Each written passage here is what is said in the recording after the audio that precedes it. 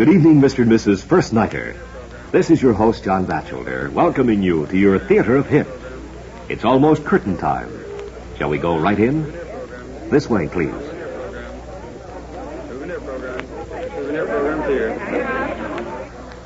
Here are your orchestra seats for the best in Broadway musicals, performed by the United States Marine Band under the direction of Lieutenant Colonel William F. Santleman, and presented by the United States Marine Corps.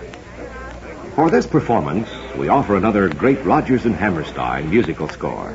This is from their most current success, Me and Juliet. The theme is the American theater, but the heroes and heroines are not the illustrious stars of Broadway, but rather the stars of tomorrow, the bit players. This is Rodgers and Hammerstein's tribute to the theater, unfolded through the tough yet naive, backbiting yet good-natured community known as the cast, those whose names ordinarily appear in small print in a theater program.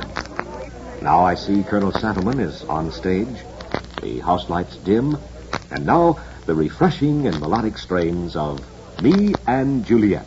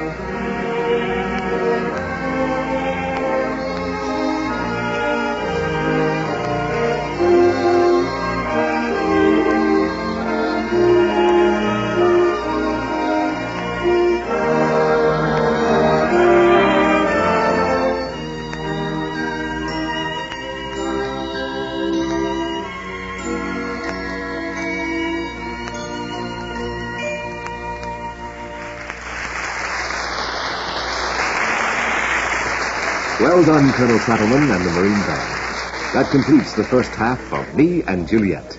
The second half will get underway after a brief intermission. Here's a program note for young men. How many foreign countries have you visited?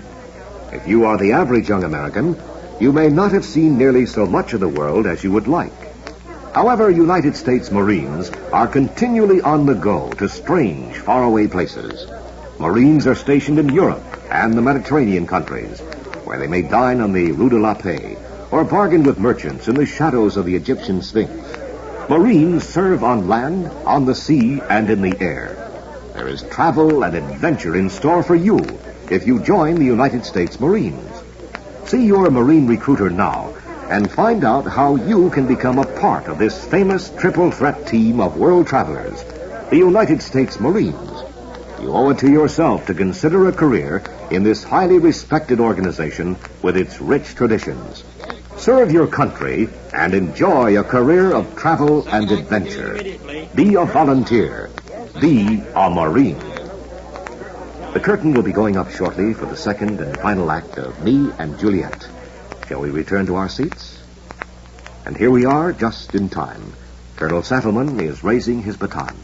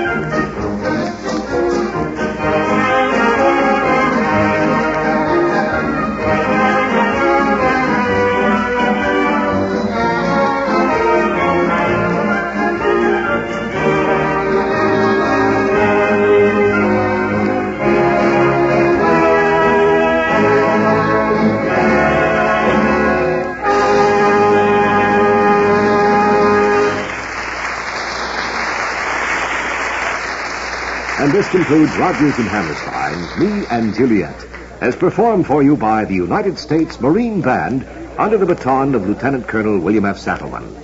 This program was brought to you transcribed by the men and women of the United States Marine Corps through special arrangement with Chaplin Company, Incorporated, with this added program note. If you are considering the military, consider wisely and find out about the many opportunities which await you in the United States Marine Corps. Visit your local Marine recruiting office and get full details. Then serve with the finest. Serve with the United States Marines.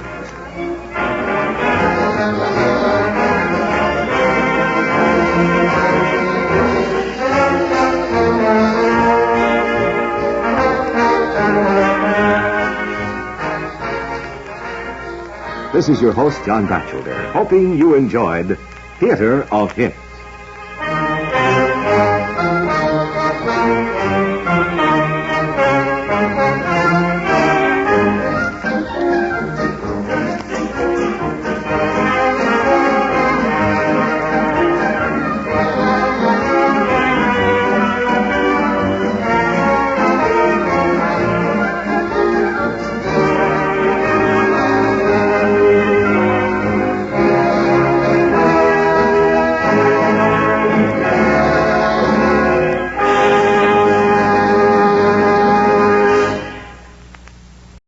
It's Hopalong Cassidy.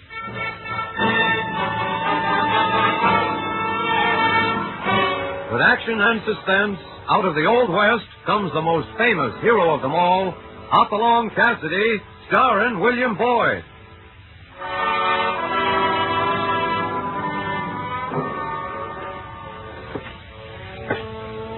The Ring of the Silver Spurs heralds the most amazing man ever to ride the prairies of the early West, Hopalong Cassidy. This famous hero thrills his 60 million fans with action and dangerous adventure. In the role of Hopalong Cassidy is the popular star of the motion picture series, William Boyd. And now, another exciting story of the early West. Hoppy takes the bull by the horns.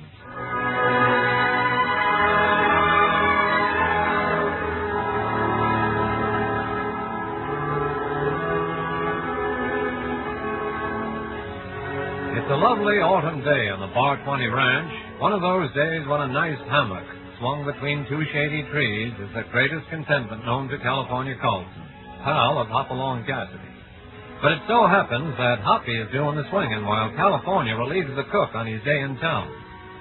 If you think this makes California happy, well, you have another think coming. Oh, concern it, I just ain't gonna do it. I ain't no cook, and I ain't gonna take the cook's job while he's gone. Yeah, go on, break. Just one less pan to wash. When you get those pans clean, California, I'll tell you what I'd like to have you do. When I get these pans done, I'm a-resting for the rest of the day. I don't want to never see another cook's shack till I... Hold it, California. Doggone it. You've just worked yourself up to such a feeling you're not going to be able to mend fences or anything. I ain't mending nothing. I'm humiliated. Me wearing a white apron like an ordinary Jasper. Well, then maybe you'd like to take a trip. I just ain't gonna... A trip? Yeah. Well, now, doggone it, you're talking stuff I can understand. When do we leave? Tonight. Where to? Silver Creek. That's a pretty darn good ride, Hoppy. Is it important? It sure is, California. Remember I tried to buy old man Parker's bull at Fairford with all the prizes? Oh, now, just a minute. Don't tell me Parker'd ever let nobody buy that bull. Parker won't. But his son wrote and said if I wanted to buy the bull, he'd sell. Well, what does old man Parker say? Nothing. He passed away a week ago. And your son ain't got no more respect than that for him. I know, but if he is going to sell... It don't seem right. But I know how hard you tried to buy him. I hardly believe my eyes, California. There it is, right there. We'll let you have the bull for $4,000. Why, that's stealing, Hoppy. That critter's worth 3 times that much. I know. That's what's funny. Well, then I guess we'd better be getting ready to ride. I know you sure want to get there and see that bull. Yeah, and I'd also like to get there and see old man Parker's son. There's something wrong here, California, and I'd like to know what it is.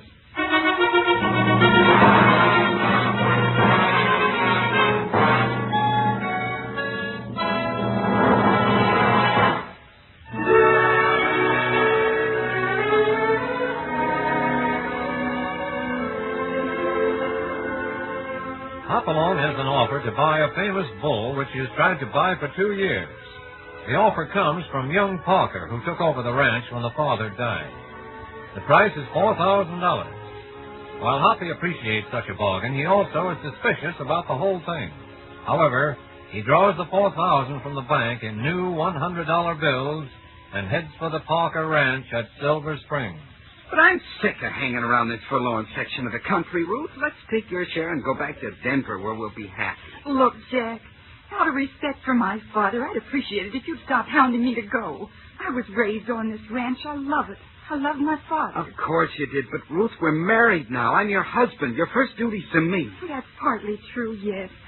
But I've had a talk with Mr. Curtis, and according to him, I have no voice in the handling of the estate. I get 1/4. In cash? Jack, answer me honestly. Did you go into Silver Springs and gamble again? Now, wait, Ruth. I see. So you have. After promising me you'd never touch another card. How much did you lose? Well, around $3,000. But I'll pay it, and I promise. Pay it with what? Well, maybe I could borrow it from that lawyer fella. I'm sorry, but Mr. Curtis hates cards and gambling in any form. But I have to get the money, Ruth. This is the fine man I married. Crawling and sniveling and weak. I am, huh? All right, I'll show you. I'll pay it back myself. I'll get the money. Money? Did I hear someone mention money? If you were listening, you did. Well, now, sis, is that a way to talk to your brother who's been gone 20 years? You're not a brother to me. I know it must be strange seeing me after all this time, but I'll not bother you long. I'm selling the stock. You're selling the stock. No, you can't. It's the only way. I've invited Hopalong Cassidy and his partner here tonight for a barbecue. He's buying Hereford Giant for $4,000. $4,000, huh? In cash? I thought money would interest you, Jack. I'm an heir, too. Don't forget that. And I'll keep Hereford Giant if it's the last thing I do. But, Ruthie, dear, he's nothing but a male cow. I mean that, both of you. That bull never leaves this ranch.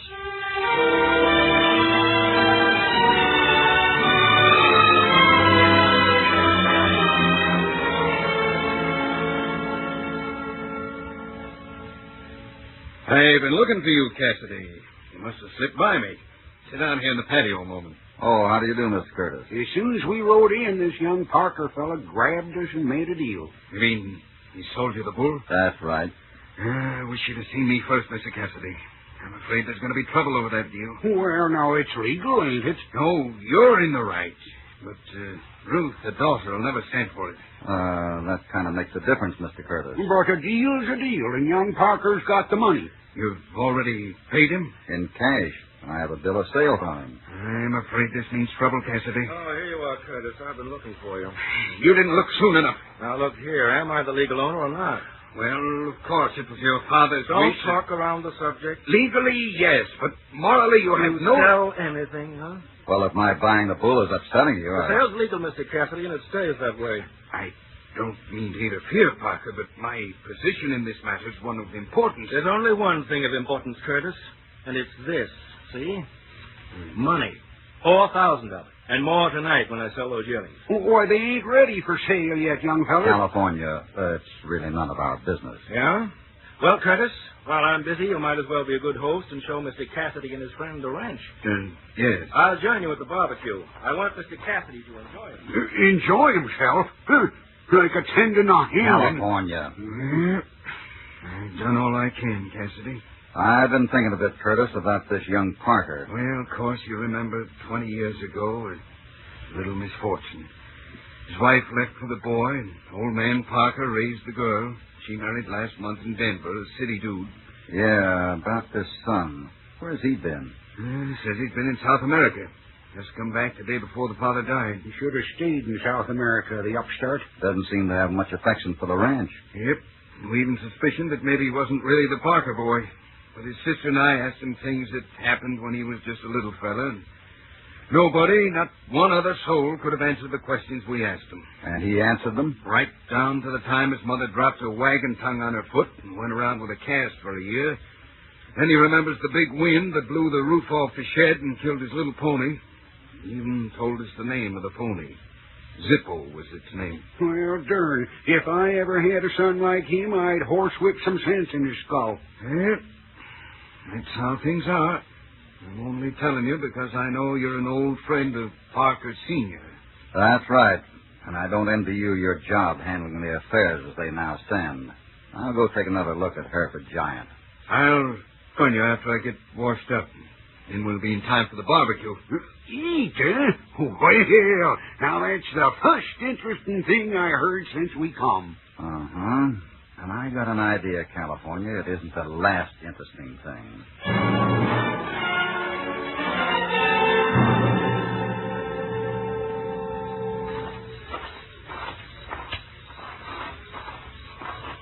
There's the shed where the bull is, Hoppy. I don't think anybody's going to care if we look at our own bull, huh, California? I reckon not. But you know, Hoppy, that young Parker fellow was mighty anxious to get his hand on that cash. That's not our affair. Hoppy. Huh? Who's this cutting around fence heading this way? It's a man. Nothing wrong in that. He's coming right toward us. Be ready for most anything. I've been doing just that ever since we got here. Mr. Cassidy, I gotta see you a minute. It's something important. Oh, it's Ruth's husband. Yeah. Say, Mr. Cassidy, you bought the bull, I understand. That's right. And paid in cash. What's wrong with that? Why, well, nothing. I was just wondering if you'd like to buy some of those smaller cows. We have a lot of money. I'd sell them very cheap. You mean those yearlings? I don't know how old they are, but if you could buy a couple hundred of them, I'd take almost half price. Oh, boy, that's right downright, well, close to stealing. Oh, no, it's not.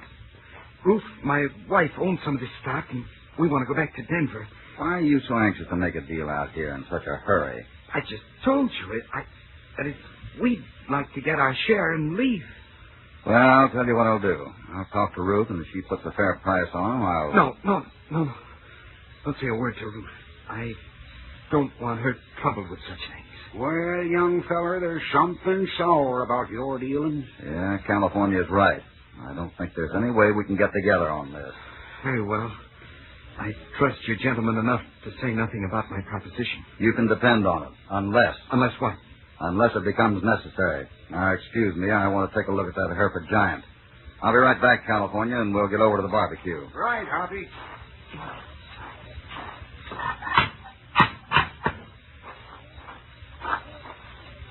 Go around there, cowboy. Who are you looking for? Who are you? It don't make no difference who I am. I'm here to see that bull don't leave this barn. But I just bought that bull. Say, he's mighty quiet and well-behaved. Let me get a look at you. And don't get no notions that I'm an ordinary Renahan. I'm not looking for trouble. I raised this here bull from the time he was a day old. I helped him grow up. And I promised old man Parker I'd see to it that nothing happened to his bull. You'll have to take that up with young Parker. I aim to. Now go on, get out of here. Just a minute. I bought the bull, paid for it. Stole it, you mean? Stinking 4,000. How do you know so much? Why, I got yours. Does young Parker discuss his business with you? Why, you...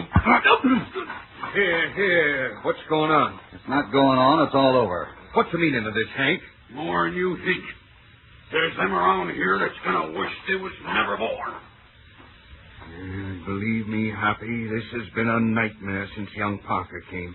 And Ruth's husband hasn't helped any, has he? I don't care to discuss that, Hoppy. Of course, I know how that cowhand feels. Yeah. I'll check and see if Hank's been feeding Hereford Giant right. I think California and I'll pull out early in the morning. Things seem pretty tense here. Yeah.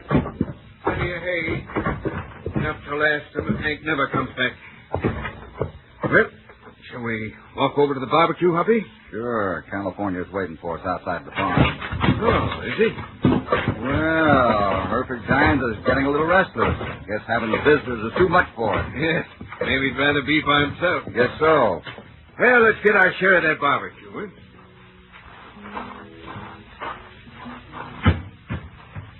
Where'd you say California is? I left him right here. Maybe the smell of that barbecue got him. Yeah. Looks like most everybody's started to eat. Yeah, it's a pretty sight. It's side of beef cooking over the red coals. Funny, isn't it, how folks can be singing and laughing like this, and yet underneath feel nothing but suspicion and distrust? I can't understand how... What's the matter? Give me a match. What? I can't see by this firelight. I want a match. Oh. Great Scott. Isn't that a man lying by the path? Yeah. It's young Parker. And he's lying here because he's dead.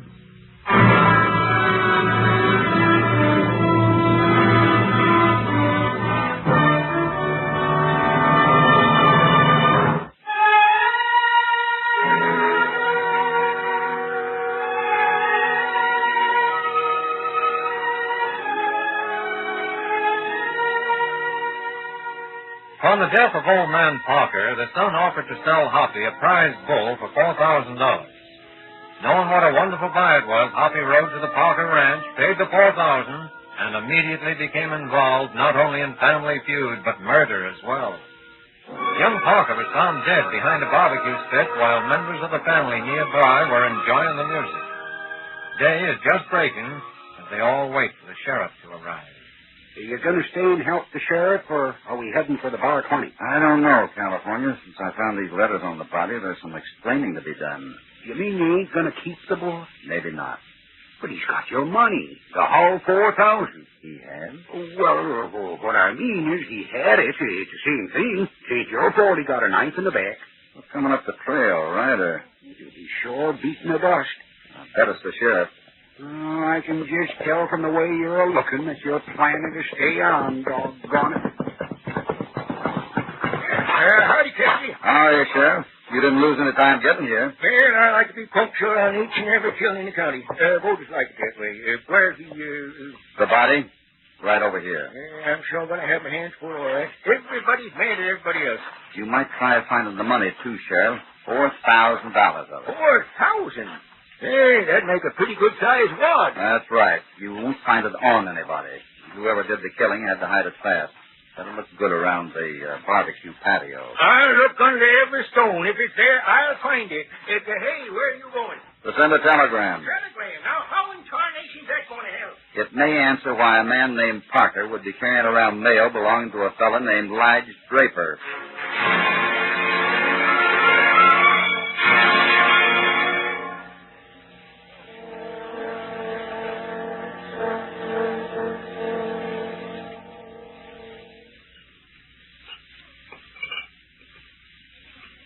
You told the telegraph man to bring the message here? Yeah, you know, we're grabbing some breakfast here in the cafe. Anything else, gentlemen? Yeah, doggone you was going to bring more bread. Oh, so it was.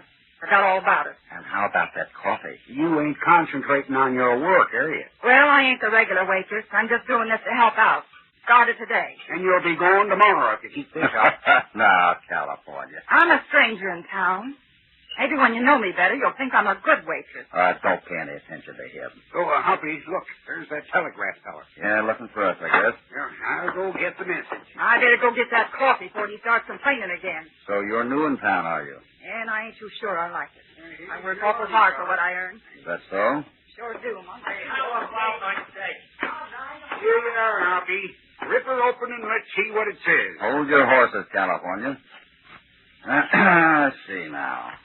Man known as Lige Draper left town 10 days ago with new employer. Lived at Mrs. Burke's rooming house. She can identify Draper. No further information. See, that's sure good. That Mrs. Burke can tell us if it's Draper, huh? If we wait 3 days for her to get here. Oh, yeah, that's right. Oh, but never mind, Hoppy. Well, we can go back out there and... I say we can go back to the ranch and... Oh, Hoppy, you ain't listening. Huh? Oh, I'm sorry, California. I was thinking of something else. You what? Oh, what about it? I was just thinking an identification might force a confession. But doggone it, you said it'd take 3 days for her to get here. So I did. Well, California, you go back to the ranch and help the sheriff. I'll be out soon. What are you going to do in town here? I'm not sure, but if my plan works, we'll be heading for the Bar 20 tomorrow.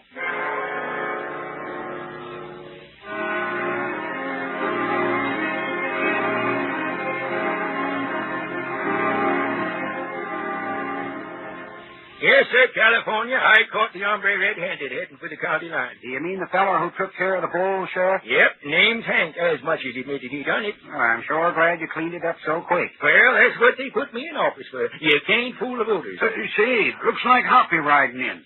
Can tell him as far as I can see him. Yeah, that means you can load up your bull and head for the bar 20 tonight. Doggone, that's good news. Yeah, I'd sure like to buy that there horse of his. There ain't enough money in the world to buy Topper. No, I reckon not. Well, Hoppy, we can get headed for home now. Yeah? Yep, I got him hog-tied and was just waiting to tell you. Simple as that, eh, Sheriff? Well, I ain't going to be doing no bragging, but he's as good as convicted this minute. It was Hank, Hoppy, the fellow who takes care of the bull. Well, congratulations, Sheriff. You found the $4,000 on him? Well, no, but I can get him to tell where it is. And did he show you where he hid the knife? Right. Well, I figured I could find it any time. The jury'd want to see it. Now, looky here, Cassidy. You're making out like I don't know what I'm doing. Boy, he ain't no such thing. Yes, he is, and I don't like it. You want the killer, Sheriff? I got him. I don't think so. Is everyone else here? Yep, that fellow who married Parker's daughter. For a minute I suspected him, but I can see he didn't have nothing to do with it. Well, California, looks like we better get our bull and start for home. Well, it was darn nice of you, Hoppy, to want to help. Where's this bull? Out in the barn. Hey, come along. You never did see a bull like this one, Sheriff. Why, he's a good one, eh? Well, let's take a look at this here bull, Hoppy. Ain't helping none to find the money, but... I think you're wrong there, Sheriff. Huh? Doggone. I wouldn't have a wild bull like that. He ain't that way all the time, Sheriff. When Hoppy first saw him, he was like a kitten. Sheriff, look, isn't something moving behind that hay pile? Where? Oh, I reckon you're right. Come out of there, whoever you are, and get them hands up. Come on, you're covered. Don't shoot. Please don't shoot. Ruth. What are you doing hiding like this? I'm here to see if no one takes our bull away. And that means you too, Hopalong Cassidy. But this gun. I'd have killed anyone who tried to take him. And I can believe you would, too. Yes, even you, Mr. Cassidy. Why don't you go back where you came from and leave us alone? Miss Ruth, I'd like to do just that, but there's a killer around here. There ain't no more. You've caused nothing but trouble. Even the bull knows something's wrong. All this fuss over an animal. Suppose he's smart enough to tell us who done the killing. Sheriff, that is the first really intelligent remark you've made.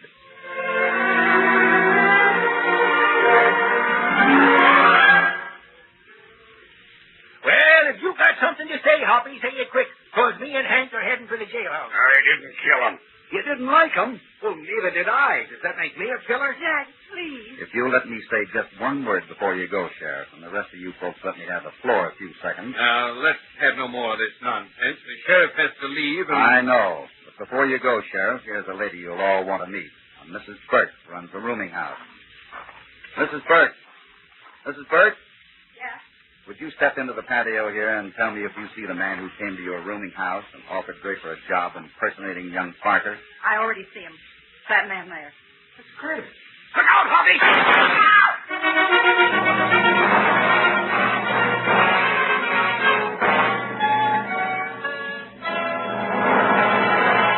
Better get Curtis to a doctor, Sheriff. My bullet creased his hand pretty bad. Well, 'twas him or you, Hoppy, and I'm mighty glad it warn't you. Why, California, I didn't know you cared. Enough of this palaver. What evidence you got against Curtis, Hoppy? This, Sheriff. Why, that looks like the knife. Where did it come from? I searched every inch of the ranch. Who told you where to find it? The bull. Oh, the bull. Now, wait a minute. That's right. When I first looked at the bull, he stood there quiet as a kitten. Then Curtis came in, went into the manger to see if there was enough hay, and the bull immediately became excited. All right, so the bull's temperamental. He just didn't like the smell of human blood on the knife Curtis hid in the hay. Oh. Mr. Cassidy, I'm ashamed of what I said about you caught in trouble. I understand. Now, hold on here. You ain't solved things to my satisfaction. I got my voters to account to. Oh, what about the roll of money? Think I can tell you where to look for that, too. See that handkerchief Curtis has wrapped around his hand? Suppose he has it hidden in there. Look at what's on the handkerchief. Sure, blood from his hand. No, too bright a red for blood. Looks to me more like chili sauce that was dried on the handkerchief.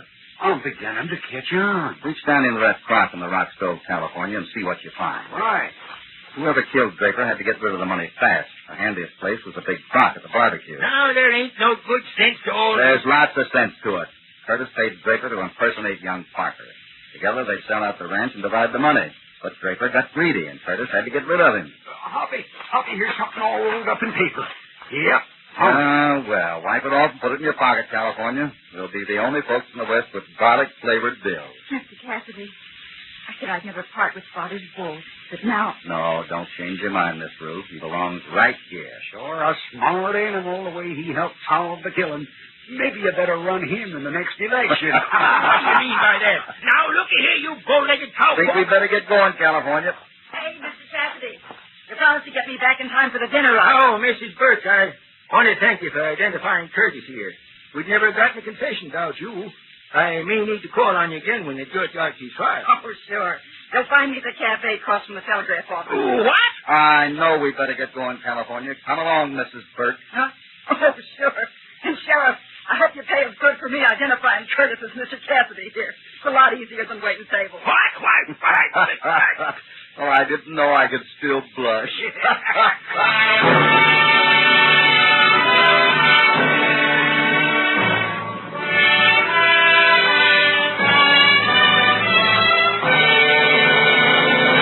Goodbye from Hoppy in California once again.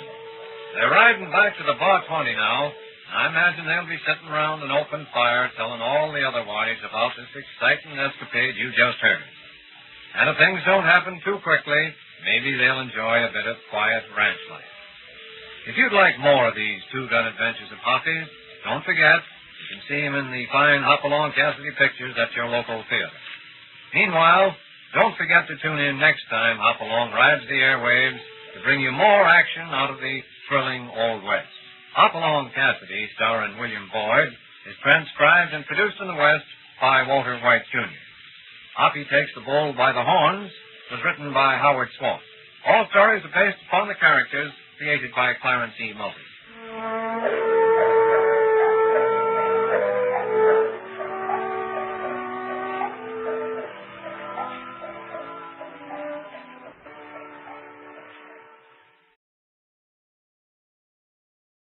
The Amazing Mr. Malone.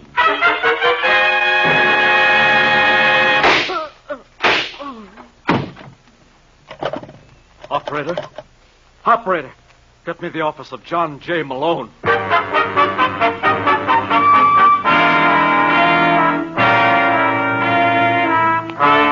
National Broadcasting Company presents The Amazing Mr. Malone, an exciting half hour of mystery starring George Petrie as the lawyer whose practice before every type of bar has become a legend. Our locale is the city of Chicago, the time, the present, and the hero of these weekly adventures, the amazing Mr. Malone.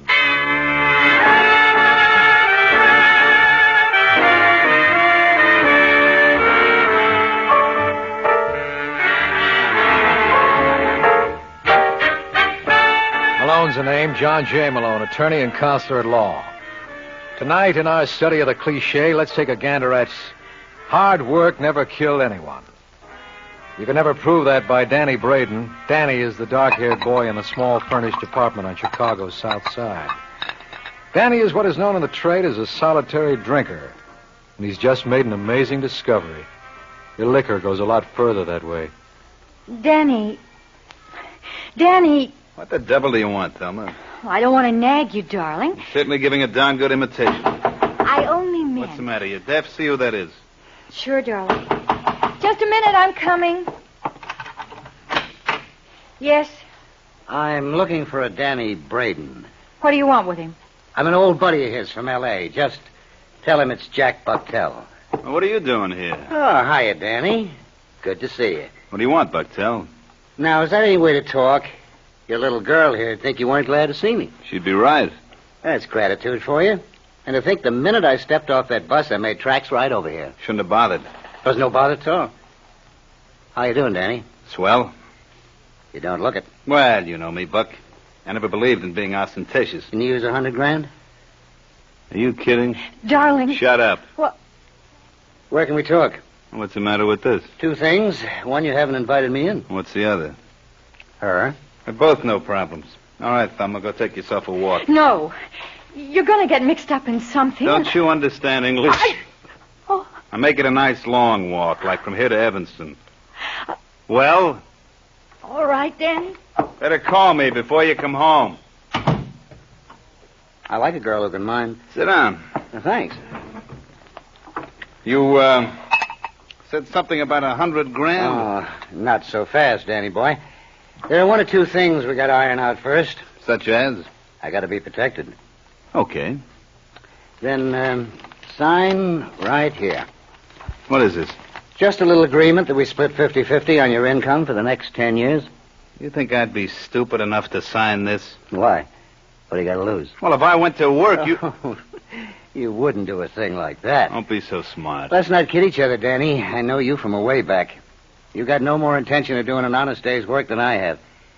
Now, if you want to sign that agreement, okay. If you don't, that's all right, too. Give me a pen. Mm-hmm. Here you are. Daniel M. Braden. How's that? Oh, it's fine. Now, what's the deal? You remember a little girl you were married to named Gloria Mason? This your idea of a gag? How long has it been since she got killed in that fire? What are you, a comic? Just humor me for a couple of minutes, will you? Well, 6 years ago. As I recall, they never did find her body. Nothing left to find. Just some silver bridge work. I bet she can afford platinum now. What are you babbling about? She's alive, Danny. You're nuts. She started that fire herself. What? Why? Get away from you? What kind of crack is that? I tell you, Gloria's right here in town. Only she calls herself Glenda. Glenda? Yeah. That isn't all she changed. She doesn't have that red hair anymore. And she's married. Married? Uh-huh. To a fellow named Phil Stacy. Phil? The Stacy that owns the Belmont Casino? Uh-huh. I understand she's nuts about him. You must be out of your mind. Well, there's one way to convince yourself. Go up and see. And while you're at it, you might ask her for a couple of bucks. You know, so you can afford a cab back. I'm sure she wouldn't want her husband to walk.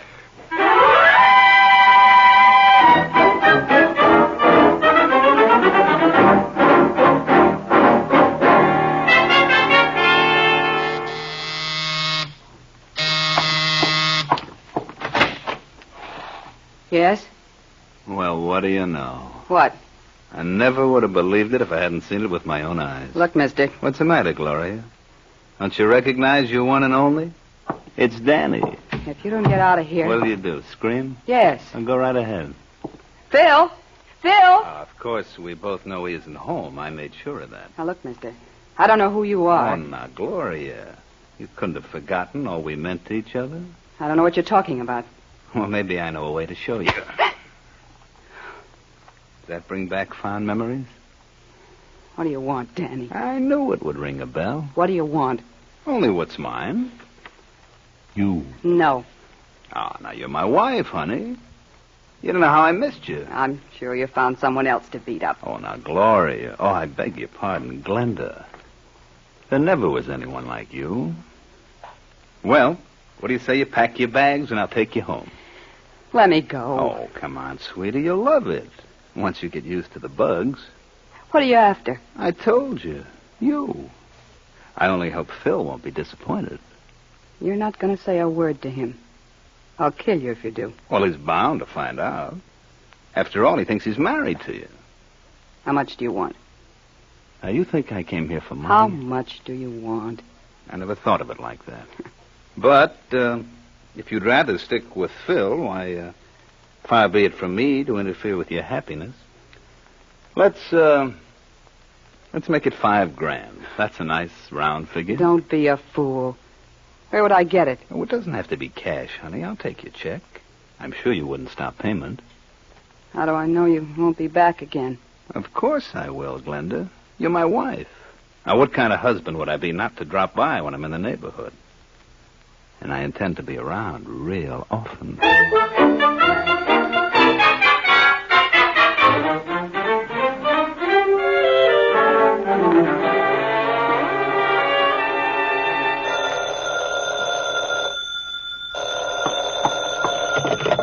Hello?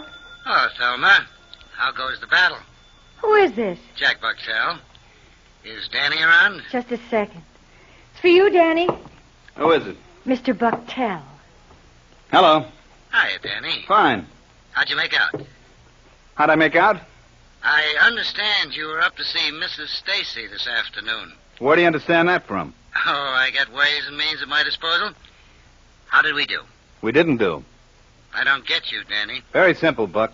This isn't the right dame. Listen, friend. Well, I ought to know. I was married to her. Look, boy, don't try to hop me around. Never entered my mind. Sorry it worked out this way, Buck. But maybe we can get together on something else sometime. Give me a call if you get any ideas.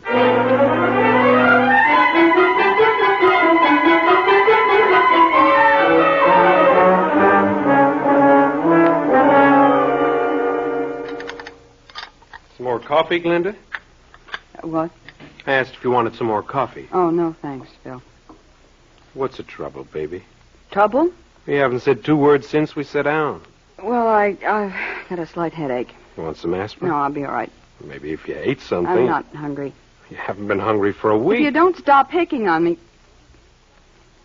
Sorry, honey. No, it's my fault, Phil. I'm just on edge. Well, I'm going to call Doc Wilburn and ask him. No, I don't want you to. I tell you, I'm perfectly all right. Then what's bothering you? Nothing. Absolutely nothing. I swear. Look, Glinda. I promised when we got married I'd never ask any questions. I know that, Phil, and I appreciate it. But if something's worrying you and you want to tell Papa, he'll always be ready to listen. Remember that. 1, 2, 2, 3.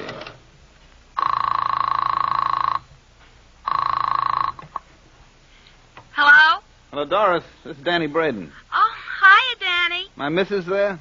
Huh, what? Thelma. No, she ain't. Oh. I just got in to find a note saying she's going over to see you. Well, she left here 10 minutes ago. I think she had an appointment with John J. Malone. Who? You know, that lawyer fella. What does she want with Malone? Well, I don't know, Dan... Oh, gee. I shouldn't have told you. You won't say nothing. Don't you worry, Doris. I won't breathe it to her. Danny!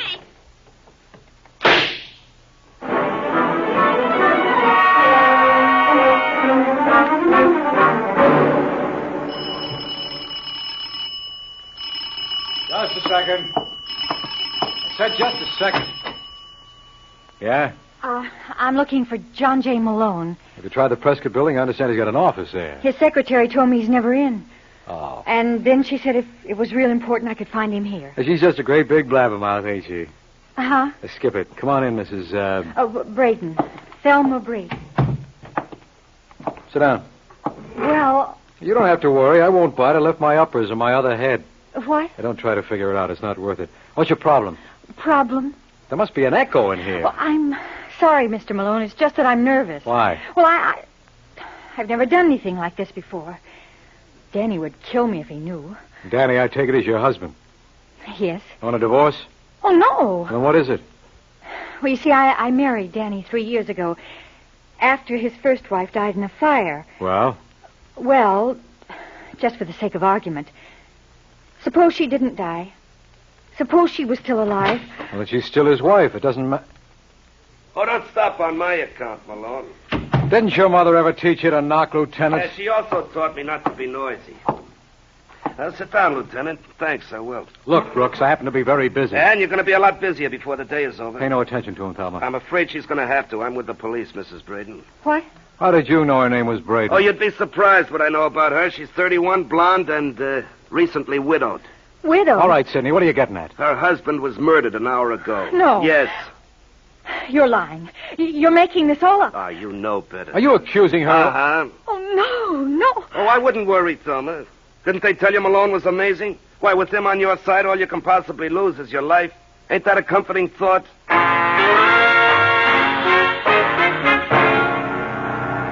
You're listening to The Amazing Miss Malone.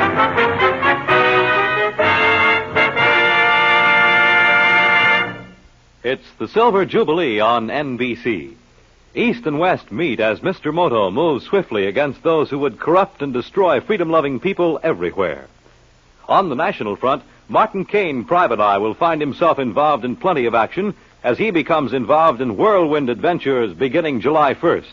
Mr. Moto and Martin Caine, 2 invitations to suspense, intrigue, and mystery over your favorite NBC station.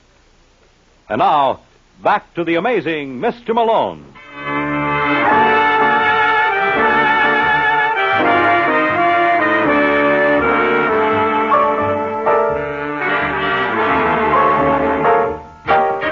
There's one nice thing you can say for my apartment. It's convenient. Within the space of 5 minutes, I had 2 visitors, and both gifted conversationalists. The first was Thelma Braden. The second, Lieutenant Brooks, and the dialogue was real scintillating.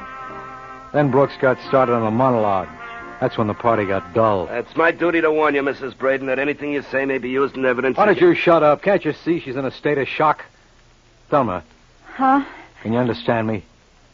He said I killed Danny. He didn't mean it. Didn't I? Now, look, Sidney, use your head. Where's her motive? Oh, you're just talking to pad your part. Where's her motive? Why, that husband of hers used to beat her like she was whipped cream. That's not true. Are you kidding? The neighbors told me he cuffed you around regularly. I didn't care. Then why were you consulting Malone? Well, That's a confidential matter. How did you know she was here?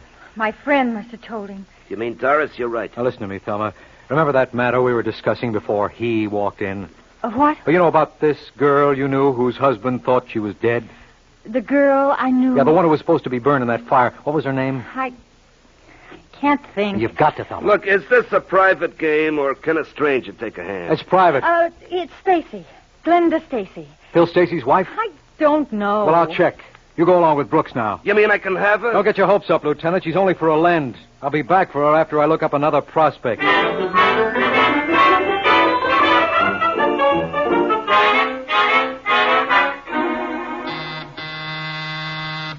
Come in. Hello, Phil. Well, if it isn't the amazing Mr. Malone. Come on in. Thanks. Hey, it's quite a place. You know, I've never been up here. Like it? Why shouldn't I? Didn't I furnish it? What are you talking about? Well, I figure with the dough I dropped at your club, I must have at least bought the drapes. Sit down. Thanks. Drink? What do you got? Scotch? That's my boy. Say when. Just one of those things. Just one. Whoop. Yeah. What about you? No, I'll sit this one out. Well, like they say, here's to crime. All right, Malone, what's in your mind? Well, can't a man just drop around for a sociable drink? Not if you're the man. Well, I was kind of hoping to meet your wife. I've heard a lot about her. She around? No. When will she be back? I have no idea. In that case, suppose we have a little talk. Does it concern Glenda? Vitally. Then I don't want to hear it. I don't discuss my wife with strangers. How do you know I'm a stranger? Maybe Glenda and I have a big romance brewing. Oh, don't make me laugh. You know my reputation. Yeah, you're a sucker for a long shot. What's that supposed to mean? Take it any way you like. Look, Phil, I want to be on the level with you. I represent a Thelma Braden. I told you I wasn't interested. Well, you ought to be, because your wife... That's enough, Malone. I think you better go. You know, Phil, you're a remarkable guy. There are not many men around who would trust their wives so implicitly. I wouldn't know. Well, I would. Thanks for the drink, and tell Glenda I was sorry to miss her. Maybe I'll catch her on the next round.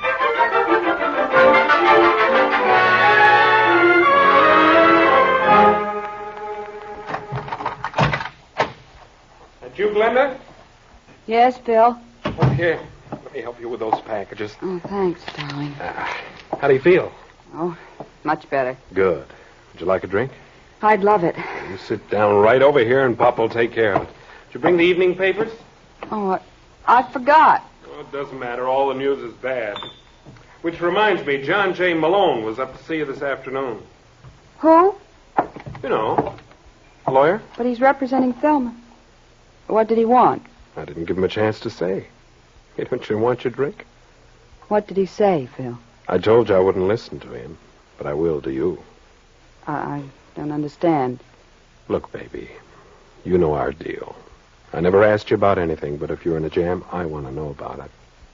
I tell you, everything's fine, darling. All right, Glenda. Let it be like you say, everything's fine. And Malone or no Malone, Papa's going to keep it that way.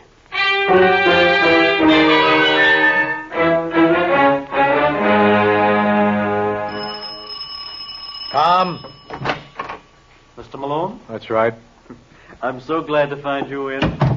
You don't know the trouble I had getting your address. You shouldn't have bothered. Oh, I don't mind. All right, let's get it over with. I beg your pardon? Look, Junior, this is an old story to me, though generally I find him waiting inside. Weren't you sent here to warn me off? How in the world did you know that? I'm amazing. Besides, that bulge in your pocket gave you away. Oh, you mean this old thing. Hey, isn't that kind of heavy for a little man like you to carry? But then that makes you a big man, doesn't it? Oh, definitely. Who sent you, Glenda Stacy? And why would Mrs. Stacy want to do that? Because we both know she killed Danny Braden. Did she? Absolutely. She was legally married to Braden, and he was probably shaking her down. Oh, so she took the obvious way out. See my point? Well, isn't there something you're overlooking? You're right. Pardon? I'd completely forgotten about her husband. Did Phil send you? Oh, why should he? Well, by his own admission... Oh, I wouldn't, if I were you. I was just trying to get a cigarette. Yes, well, you can smoke mine. No nicotine. Thanks. Mm-hmm. Now, you were saying? Oh, yeah. Phil would do anything in the world for his wife. Would he? Well, that's what he claimed, and I see no... Wait a minute. Now, don't tell me you thought of something else. Yes, indeed. Danny must have just recently found out Glenda was living. Would you believe I have no idea what you're talking about? Well, it doesn't matter. I was just thinking out loud. You mind? No, not at all. Well, the way I see it, Danny must have learned about Glenda in the past few weeks. Otherwise, this whole affair would have been precipitated a long time ago. Now, how did Danny find out? May I offer a suggestion? Please do. Maybe he saw her on the street. No, that's too convenient. There has to be another party who supplied the information. Does he? That's the only way it adds up. Now, who could have tipped off Danny that Glenda was alive? I have no idea. Well, thanks anyway, friend. You've been real sweet to let me run on like this. Oh! What's the matter, kid? Can't you take it down there? Yeah, I know. I ought to be ashamed for hitting anyone smaller than myself, but you don't think a bully like me would hit anyone bigger.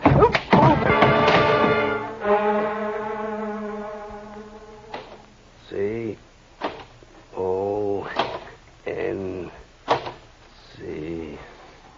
Hey, Sussman, how do you spell consensus? Don't tell him, Hank. You know stool pigeon. Oh, no. Make for the hills, man. That man's here again. Look, you idiot. I want to talk to you. No speaker to English. I'm not kidding, Lieutenant. I got the whole thing figured out. When haven't you? I'm serious. Thelma Braden didn't kill her husband. Well, naturally you'd say that. Naturally, and I've just been with the boy who can prove it. Well, why didn't you bring him with you? He was in no condition to travel. He had a gun, and I saw no point in letting him use it. Coward.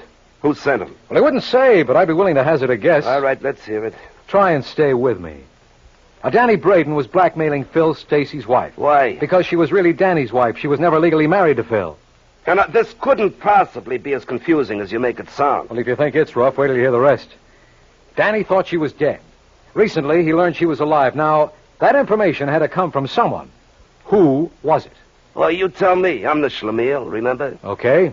It came from the same guy who sent that punk Junior Great around to knock me off. And who's that? Phil Stacy. Are you out of your mind? Well, who'd be in a better position to know all about Glenda's background? Well, why would Phil want to blackmail his own wife? That's what I keep telling you. She's not his wife. All right, why do you want to blackmail Glenda? He's in the chips. Where do you suppose that bankroll came from originally? Glenda? Sure. She must be the one who's loaded. Phil's past is a mystery. And when Glenda left Danny, she must have waltzed off with all of Danny's dough. This assumes he had money at one time. Yeah. Now, let's see if I understand you. It's your theory Phil was blackmailing Glenda through Danny. Hooray, you caught on. Yeah. Well, I'll have to give you credit, Malone. You were right on one count. The information that Glenda was alive did come through a third party, only it wasn't Phil Stacy. It came from a fella named Jack Bucktel. But if Phil wasn't the one who supplied the information... Then you were wrong on count two. Yeah, but don't feel too badly. You were 50% right, and for you, that's a 49% improvement. Keep it up, Counselor. You're doing fine.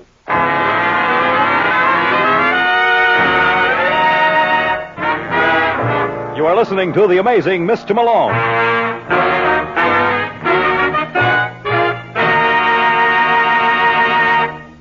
It's the Silver Jubilee on NBC. They say there's a thin line between the real and the unreal. A place where time stands still. A land of silent mystery. We bring you excursions into the unknown.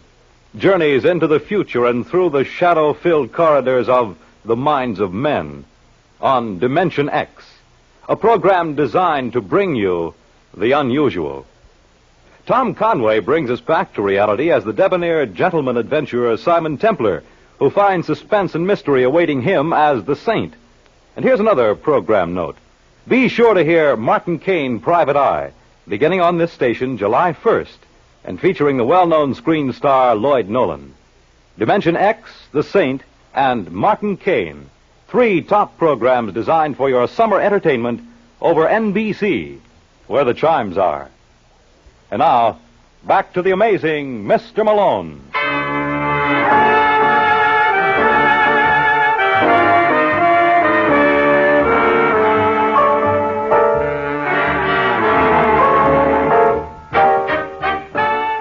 They say you can't keep a good man down, and they're absolutely right. For if Lieutenant Brooks thought he had knocked me out with his haymaker that Jack Bucktel supplied the information to blackmail Glenda, he was wrong. It was a bad blow, all right, but I picked myself right off the floor and stepped into another. So Phil needed Glenda's dough, huh? Why, you schmo boy. Phil's been in the chips since 1930. All right, so I made a mistake. It's nice of you to admit it. I can't help myself. Where's this Jack Bucktel now? You know, I had a hunch you'd ask that, and I happen to be prepared with an answer. Sussman, show in Mr. Bucktel. Never mind, I can make it myself. Listen, Lieutenant, if you know what's good for you... Don't be silly. If I knew what's good for me, I never would have been a cop. This is John J. Malone. So act impressed. He's a big man. Sit down, Bucktel. I want to talk to you. I got nothing to say. Lieutenant, could you leave us alone for a couple of minutes? So you think it's safe? He outweighs you by 40 pounds. Yeah, on second thought, maybe you better stick around. Now, listen, Bucktel. How much did Danny give you? What do you mean, how much did he give me? Now, the money he blackmailed from Glenda. No, he didn't get a dime from her. So he held out on you? No, he didn't. You just admitted there was no split? That's because there was nothing to split. He told me Glenda wasn't the right girl. But you knew better. I knew nothing of the kind. And when you learned Danny double-crossed you, you killed him. No. You went to his apartment and you shot him in the back. Oh, you're crazy. All right, Brooks. What are you waiting for? Did you hear him confess? No. Well, he practically admitted... I didn't hear him. You just haven't been reading between the lines. And all the reading you've done must have strained your eyes. He couldn't have killed Danny. Why not? Because at the time of the murder, he was in Detroit. He what? You heard me. Had to fly Sussman there this morning to pick him up. Well, that doesn't make sense. If he didn't kill Danny... Then it's barely possible your client did. Oh, thanks for helping us out, Malone. I don't know what I'd do without you.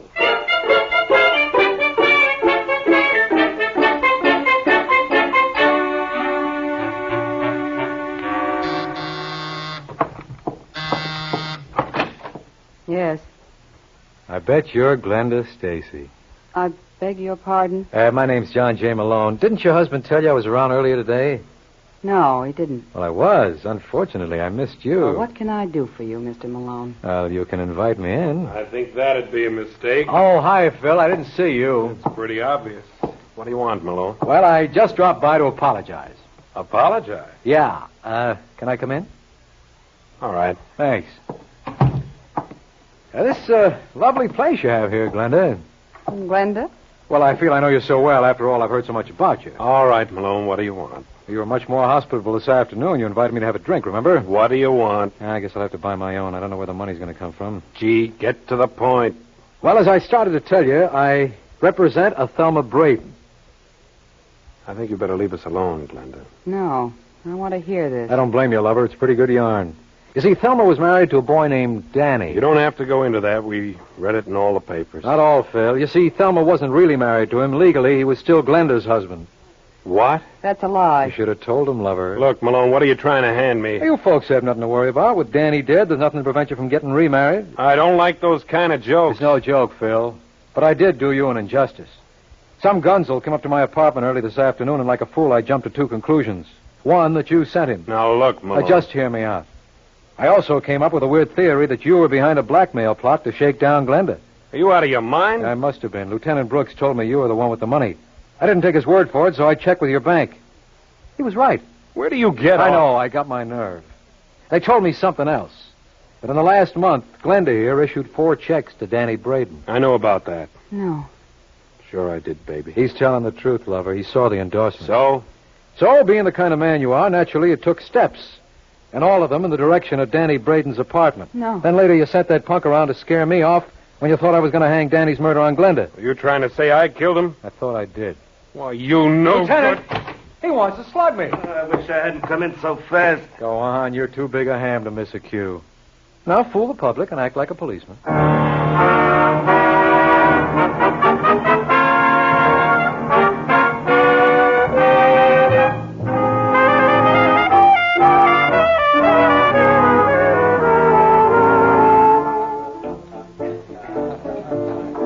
Hey, George, how about a little service here? Oh, what are you complaining about, Malone? We're getting as little as possible. Oh, I don't know why I come here every week. Everybody's a comic.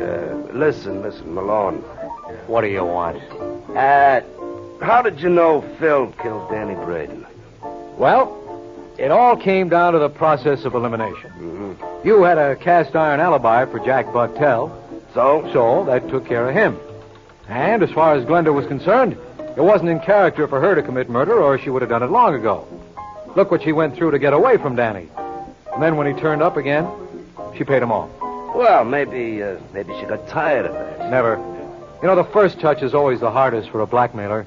Once the victim kicks through, from then on, it's clear sailing. So that took care of Glenda and left us Phil. Oh, why didn't he let on to Glenda that he knew about Danny? Because that's the kind of a guy Phil is. He was crazy about her.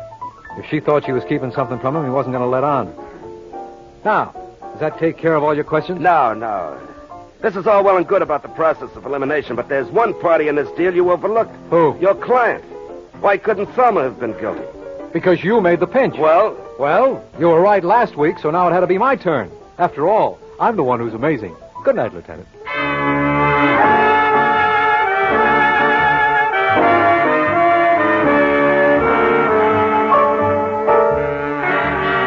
Ever hear the story of a man who came up with an interesting theory about life?